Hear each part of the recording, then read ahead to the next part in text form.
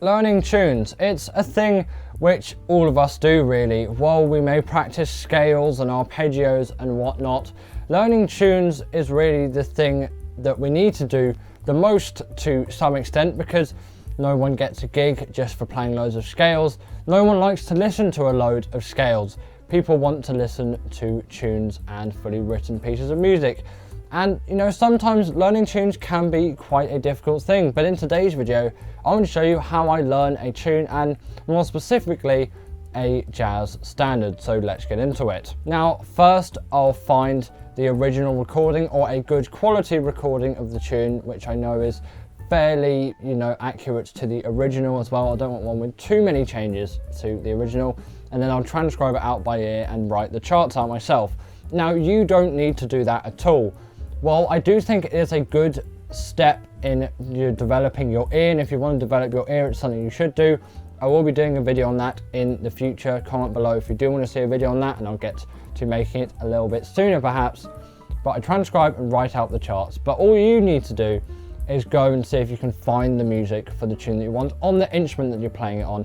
For this, it's bass, and for jazz standards, you can find pretty much anything in real books. If you look up bass real books, it'll all be in there. But if you're a tab reader, that won't really work out for you because they're all in bass clef.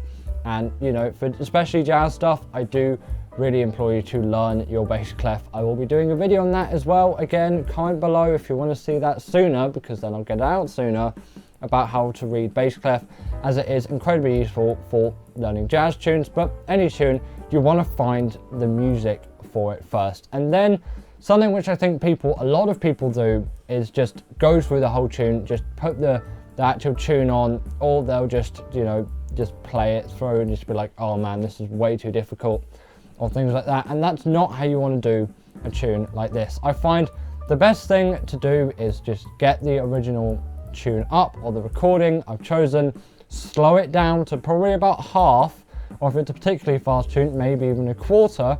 Get the music up in front of me, and before I even play the recording, I'll just go through and work out what the best fingerings are. Now I've got tune minority, which is what I'm going to do for today's video, and I'm going to put it up here, the chart. I'll just leave it here for the whole time I'm looking at this. And you know, this is a chart I've written out myself and transcribed, but again, just find the music where you can find it. You can just find it in the real book if you want, and you know, it's right in real book 1, page 273, I think. And you know, so I've got the tune here, and before I even start playing it out, I'm just going to look at it. I'm going to see the first note's a G on that that F minor major 7 chord, and it just goes G, F. And you know, the rhythm is written there as well, and I just get those 2 notes on my fingers. I'm not too concerned about rhythm as well, and then I'll go through it, and you can see that next bit, it's got a D natural, an E natural, an F natural, a G natural, and it goes up to an A. I'm like, I'm probably going to do D on the 5th fret here, E on the 2nd fret, F on the 3rd fret, G on the 5th fret, and you know, A on the 2nd fret, and then you piece it together. I don't need to take you through everything for this tune. I will leave my suggested tab for this tune in the description, along with that version that I've transcribed out myself, because I do think it is useful so you know where my fingers are going. But that's how I'm doing that bit for that second bar, and that's how I do it. So essentially, if it's in bass clef, if it's in tab, it's already in there for you. But if it's in bass clef, or even if it's in tab, just go through it. It doesn't matter about the rhythm, doesn't matter about the tempo, and just see how it fits and see what the best way it is for you. And then I'll play along with the original recording. So here's a little snippet of me doing that.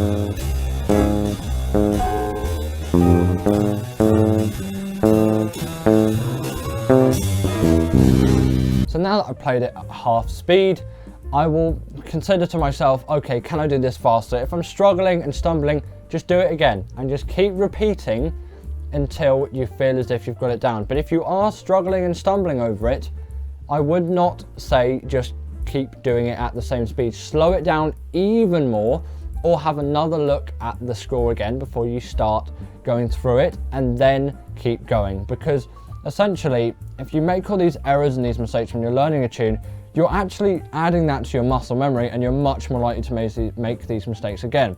I know it may feel really annoying of just, oh, I can't get it, and oh, slowing it down is so boring. But if you can play a tune slowly, if you've got the dexterity in there and you learn how to play that tune really efficiently slowly, it shouldn't be too difficult speeding it up. That's sort of the easy bit. Well, yes, the time-consuming one for sure. The hard bit is actually getting the tune down in the first place. And as you learn more tunes, you will get better at learning tunes, you'll get better at reading tunes, and you know, everything will become more streamlined over time. There's a lot of things which can be gained from learning tunes, and obviously they're just fun to learn as well. You're going to be wanting to learn a tune that is great to learn for you, and minorities just come up because I'm playing it with a jazz trio that I've got at the moment, so I wrote it out and, you know, have learnt it. I've already learnt this tune, but I'm using it as a good example for this video because, you know, it's sort of not too difficult but not too easy in the same way, because I want to pick a tune that's great for as wide a range of people who are going to learn it. Because if you do want to learn the tune, it's a great one. If you're not really a jazz person, you can always find something else. I don't want to force you to learn this tune, but by all means learn this tune. It will be in the description for all this stuff. So I've gone through it, and once I've got it to once I've got it under my fingers at half speed, and I'm like, right, I've got all of this down. If I do it once and I'm like, right, I've got all of this down, I'll do it again just to double check, and I'll probably do it 3 times as well. If I get it pristine 3 times in a row, I'll speed it up, and I'll just try it full speed straight away. I won't bother with 3/4 of the speed, because I find if you practice just to half speed and get really good at practicing it to half speed and then go straight to full, oftentimes, unless it's ridiculously fast, if it's like 300 BPM and it's like 150 and we're practicing at half speed, then I'd say maybe take it a little bit more gradually. But see if you can do it at full speed, and if you can, great. That's sort of where your tune learning journey ends in this case. But there is one extra thing which I do think you should do for jazz standards as well, especially as a bass player, but we'll get on to that. So yeah, test it. Can you play it at full speed? If you can't, slow it down until a speed where you can play it at, and then gradually work it up. It will take time. Sorry, that is the only way to get through it.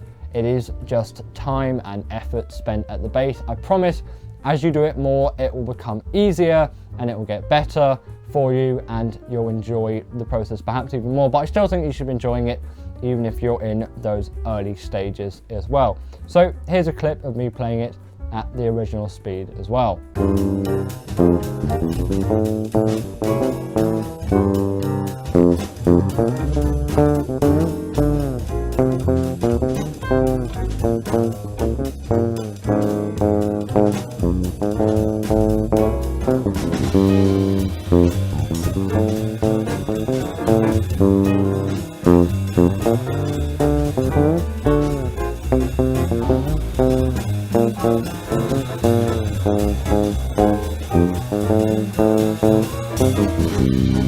So you've got the melody learned, and that's typically not something you do as a bass player. You learn a bass line, right?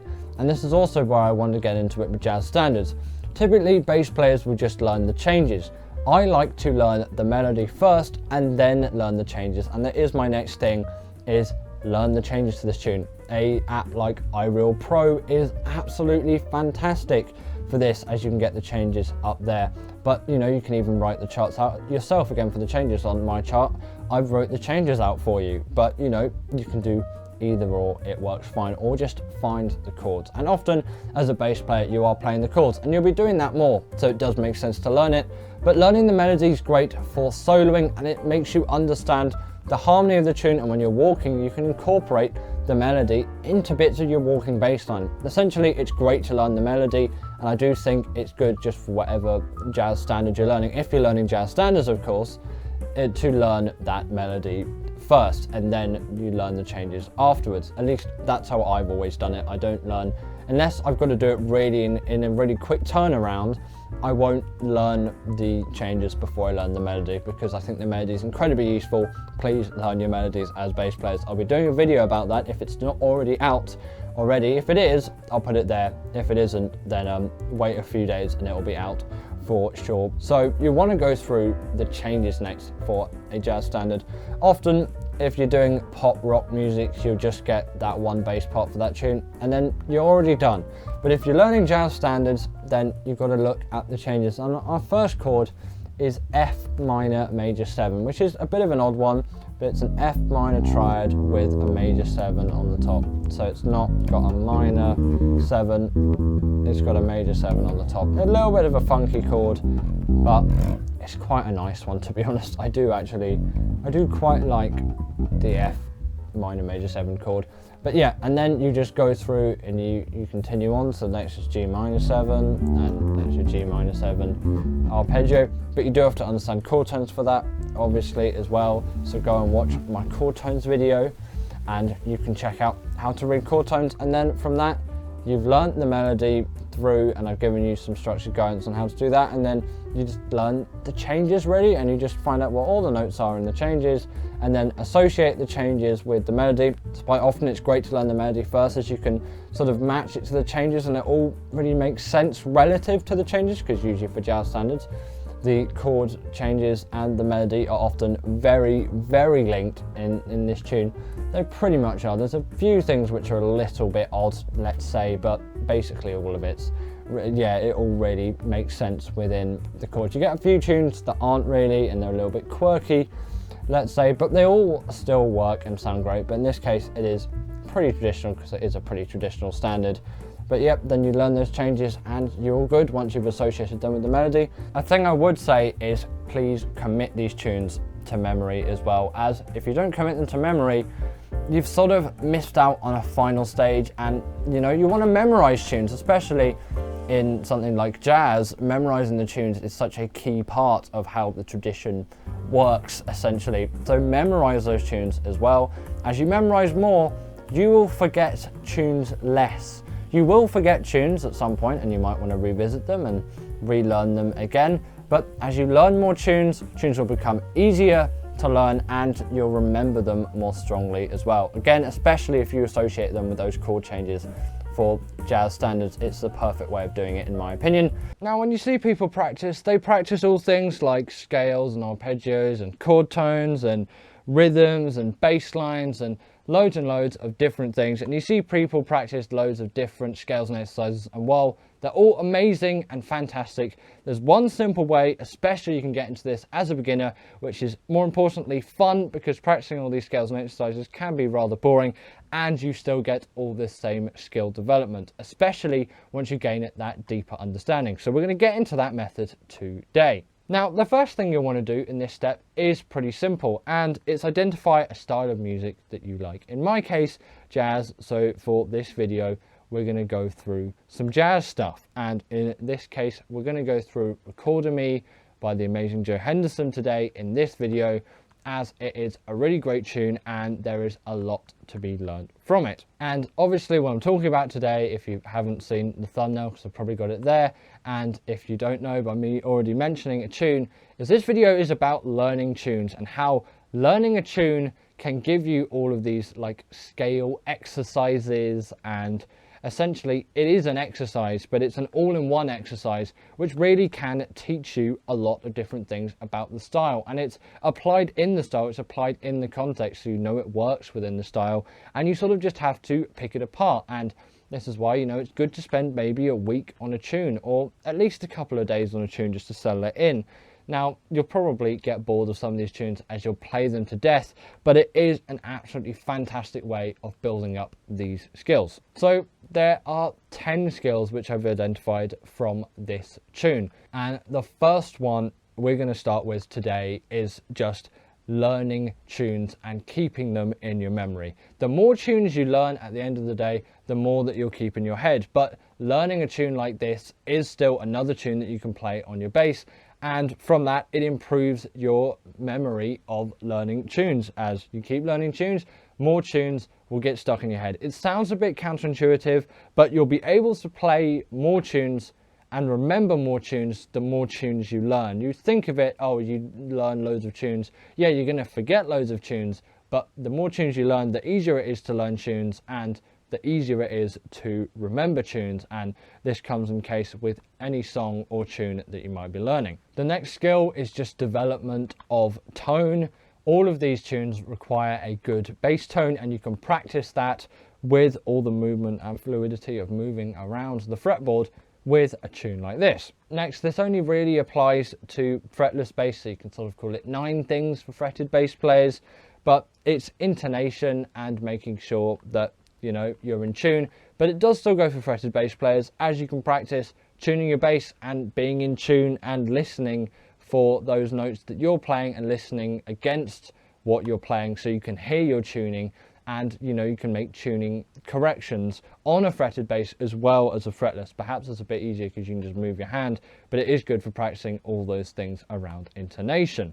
Then next, it is just your dexterity. Learning tunes allows you to get around the bass more easily and just improve your skills on the fretboard, as ultimately the more you play, the better you'll get and the more finesse that you'll have on the instrument. And coming from this, you'll also get new patterns and patterns to recognize, which is a great thing coming from this tune. You'll also be able to gain a greater understanding of harmony and how melody works against chords, as when learning a tune, especially in this style of jazz, I encourage it for any tune really, learn the melody as well as the bass line, because if you learn the melody, then you can see how it works over the chords and over the chord basis. This does require a little bit of theory knowledge, but it can be as simple as, oh, there's an E in the melody and an E in the bass. That's the one of the chord, and that's why it works in that specific harmony. And in the case of this tune as well, at the 7 spot, you can gain a better soloing ability, as with the use of backing tracks and things, you can solo over this tune and develop soloing ideas that you like over this tune. And you can even listen to the original recordings and get some solos out of this as well, and take the solos, take the sax solo perhaps, and transcribe it and play it on bass.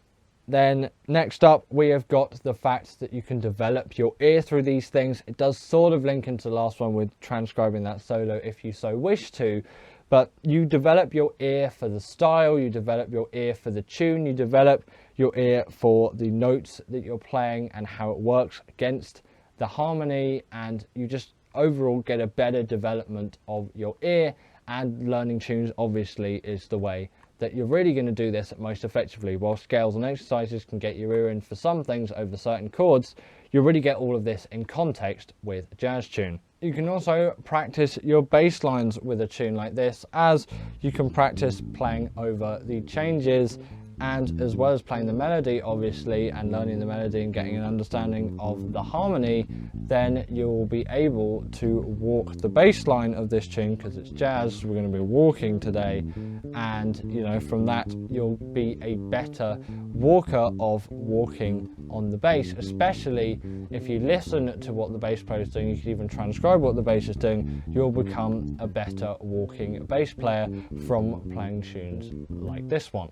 And this links back to learning the melody, but you also learn just how to play melodic things on the bass. And learning that melody and learning, you know, the walking bass line allows you to make some more melodic lines, which is great to incorporate into a solo.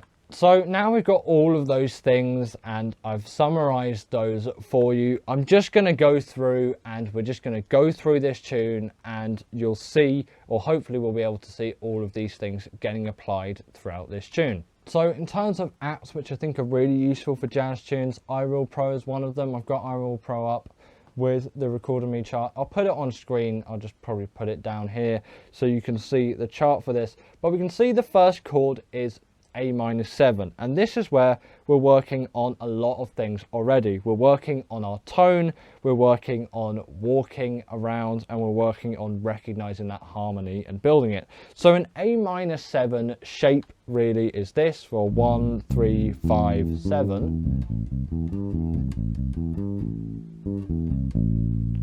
But it does say it's a bossa nova feel, so we're probably not going to walk it like we would walk a bass line like this. And I did say walking bass lines earlier, and while this one isn't technically really a walking bass line, it's a Latin line, it's still useful for understanding harmony, and especially for other jazz tunes, just as a generalization, you are going to be practicing those walking skills. So the feel we want more is a ba-ba, ba-ba, ba-ba, ba-ba, ba-ba, ba-ba, ba-ba, ba-ba, ba-ba. That's sort of what we're going to be going for over that A minor, and the same will go for all of it. But how do we understand that harmony, and how do we understand what notes to play and what we need to do in a bass line like that? And this is where I want to start really, because you sort of have to know what the 1, 3, 5, 7 of the chord you're playing is, if it is a 7 chord. If it hasn't got a 7 in it, then you only have to worry about 1, 3, 5. If it's got a 9 in it, then, you know, it applies further and further on. And this is where learning scales can be useful, but a quick Google search can get these things done for you. You can look up what are the notes in an A minor 7 chord, and then, you know, do that. But please do learn your fretboard, as it is incredibly useful to do that first, especially for understanding harmony. And then you can see, oh, the notes in an A minor 7 chord are A is the root, then we've got C is the minor third, E is the 5, and G is the flat 7, because that's how a minor 7 chord works in the jazz context. And from that we can pick apart the harmony, and we're like, oh, there's a C minor 7 here, and this is where shape recognition comes in, as we can play the same shape on the A minor 7, and now we've got C, E flat, G, B flat, and that's our notes for this. But the shape stays the same, and this is where you can recognize harmonic shapes, because if you learn what the minor shape is, so if you learn what the notes of an A minor 7 chord are, for example, what we've just been through, and you play that shape, then boom, you've got the shape for any minor 7 chord. Just move it around the fretboard, and you can take this and look at all of the chords we've got. So you can see, if we look at the chart, I am going to be looking down because I'm just looking at this, but you'll be able to see it on screen. We've got a lot of minor 7 chords, so that minor 7 shape covers the A minor 7, C minor 7, then the C minor 7 again at the start of that bar. But then we've got F7. So what is an F7 shape? And it is that minor 7 shape that we've got. If this was an F minor 7 shape, you can see we've got here F, A flat, C, E flat. All we do is raise that A flat by a fret, and we can just play that on the open A string, so it can be F, A, C, E flat, and that is the 7 shape. But considering it's a bossa feel, considering it's a bossa in this style, we won't really need to worry about all of those notes, but it's still good to know what the shape is. So now we've got minor 7 and 7, and you see the next chord is a B flat major 7. So what's a B flat major 7? So take that 7 shape and put it on a B flat, but raise that last note, which is an A flat, to an A. There we go, that A's in tune now.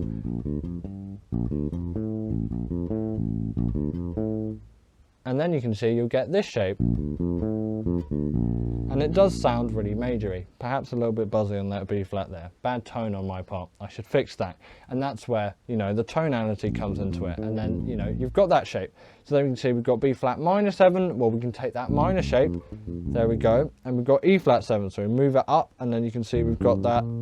You can see we've got that. You can see we've got that E flat 7 shape, or A flat major 7. Well, we know that shape now. A flat minor 7, we know that shape now. D flat 7, we know that shape now. G flat major 7, we know that shape. G minor 7, we know that shape. C7, we haven't done yet, but we know the 7 shape. F major 7, we can take that shape. And then we've got E7 sharp 9, which is the one outlier, but we know an E7 shape, so we can do that. You just have to figure out what the sharp 9 is, and the sharp 9 is the minor third, so you know that note that would be there. So we can add it in sort of as a minor to major third. Usually you'd have it on top perhaps, but so you could put it, that's flat 9, sorry. So you could have it there.